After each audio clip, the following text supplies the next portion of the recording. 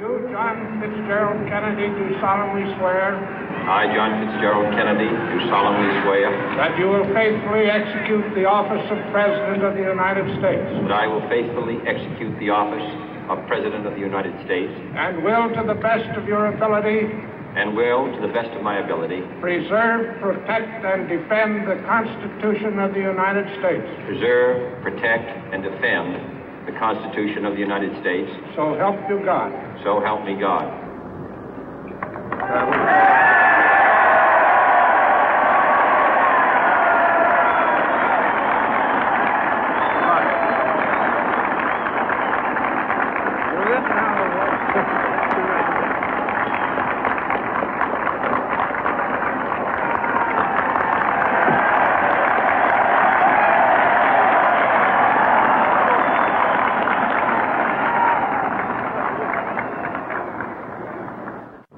Vice President Johnson, Mr. Speaker, Mr. Chief Justice, President Eisenhower, Vice President Nixon, President Truman, Reverend clergy, fellow citizens.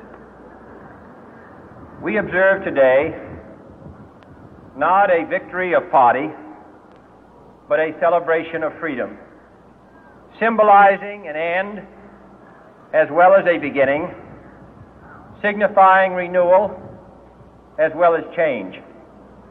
For I have sworn before you and Almighty God the same solemn oath our forebears prescribed nearly a century and 3/4 ago. The world is very different now, for man holds in his mortal hands the power to abolish all forms of human poverty and all forms of human life. And yet the same revolutionary beliefs for which our forebears fought are still at issue around the globe.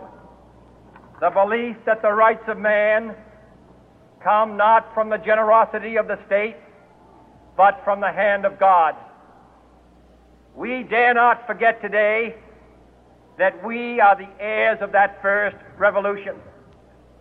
Let the word go forth from this time and place to friend and foe alike that the torch has been passed to a new generation of Americans born in this century, tempered by war, disciplined by a hard and bitter peace, proud of our ancient heritage, and unwilling to witness or permit the slow undoing of those human rights to which this nation has always been committed and to which we are committed today at home and around the world.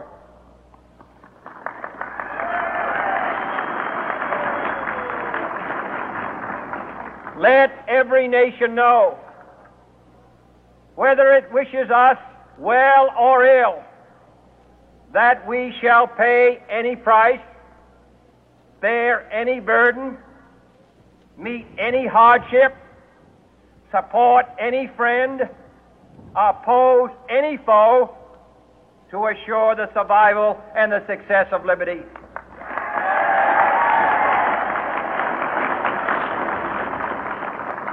This much we pledge and more. To those old allies whose cultural and spiritual origins we share, we pledge the loyalty of faithful friends. United, there is little we cannot do in a host of cooperative ventures.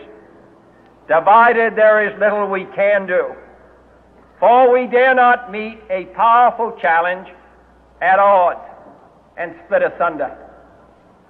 To those new states whom we welcome to the ranks of the free, we pledge our word that one form of colonial control shall not have passed away merely to be replaced by a far more iron tyranny.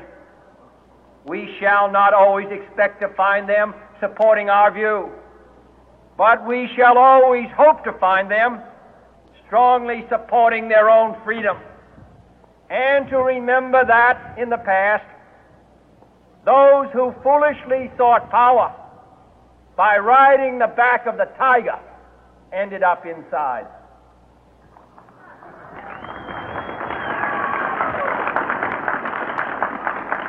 To those people in the huts and villages of half the globe struggling to break the bonds of mass misery, we pledge our best efforts to help them help themselves for whatever period is required, not because the communists may be doing it, not because we seek their votes, but because it is right.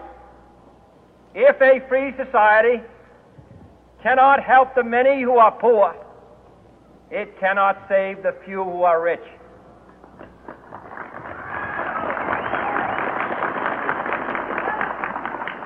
To our sister republics south of our border, we offer a special pledge to convert our good words into good deeds, in a new alliance for progress, to assist free men and free governments in casting off the chains of poverty.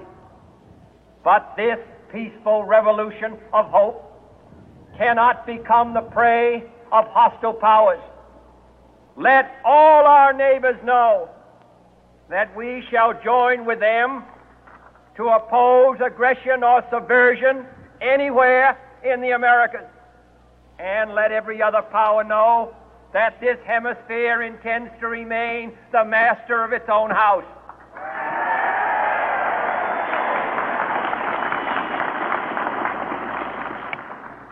To that World Assembly of Sovereign States, the United Nations, our last best hope, in an age where the instruments of war have far outpaced the instruments of peace, we renew our pledge of support to prevent it from becoming merely a forum for invective, to strengthen its shield of the new and the weak, and to enlarge the area in which its writ may run.